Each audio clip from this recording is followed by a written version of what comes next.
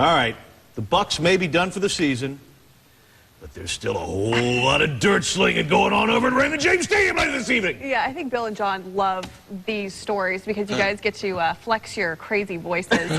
Monster Jam, yeah, Monster Jam has rolled into town, and that, of course, means big trucks and a lot of action. 20,000 tons of metal-munching madness. And you know what? The luckiest man on this planet, Sean Daly, actually got a chance to go in one of those trucks. Let's take a look at that. 30 years ago, the most famous monster truck in all the land was born, Gravedigger, and it looked like that.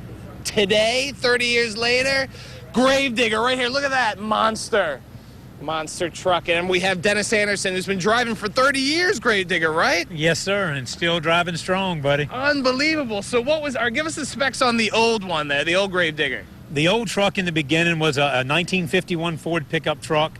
Had a 327 Chevrolet motor in it, a set of old tractor combine tires on it. It was basically a bunch of junk that I put together, you know, mouth fighting with my buddies on the farm about who had the biggest, baddest truck. Right. And with a few choice words, the guys with all the money with the big shiny trucks, I had the old primer thing. With a few choice words in a fight one morning, I told him, I said, I'll take that junk and dig you a grave. And I took a can of spray paint and painted Gravedigger on the side of it. So back in the day, it was a $75 paint job. Today's world of monster trucks and Gravedigger is a $12,000 paint job. And look at all the sponsors on the bottom there and everything. That's good stuff, man. And it's like, you know, it wasn't even a goal in life.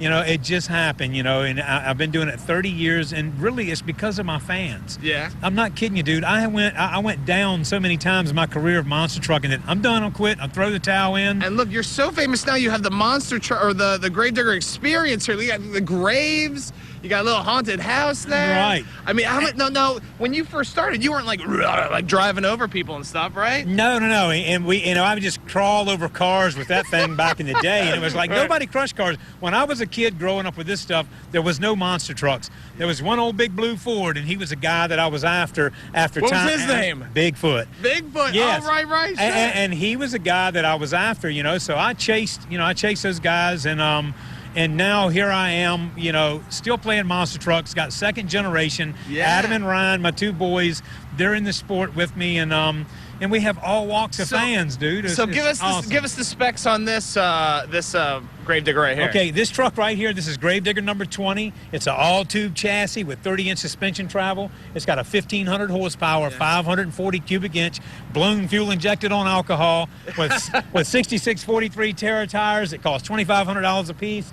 This truck is awesome. It's $285,000. This is my A-team, my personal truck, and I'm going to run this baby in the ground right here Saturday night. I love it. Dennis Anderson, Gravedigger, good luck. He always wins. The best. Look at that. 30 years of mechanized mayhem. You know, you'll be able to see Gravedigger today starting at 2 o'clock in the Party in the Pits, which is right outside of Raymond James, and then starts at 7 in here. It's going to be crazy. You know, guys, really quick, I'd like to talk about my car in that Gravedigger voice. Nissan Murano.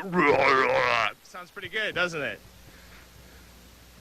Later on, you're going to be in one of them too, right, Sean? We'll see. You never know what's going to happen here at Monster Jam. I think that pink one looks pretty good for you, Sean. It does. I'll take that one. I don't care if it's pink. I'm manly. That's the manliest Sean, pink truck I think I've ever seen. Oh, that was great. Hey, you know, okay, so there may be no football over at Ray J. Hey, but don't have the blues. There is football in the Bay Area today. The East-West Shrine game is being held in St. Pete at the Trop for the first time ever. And coming up, you're going to meet University of Florida.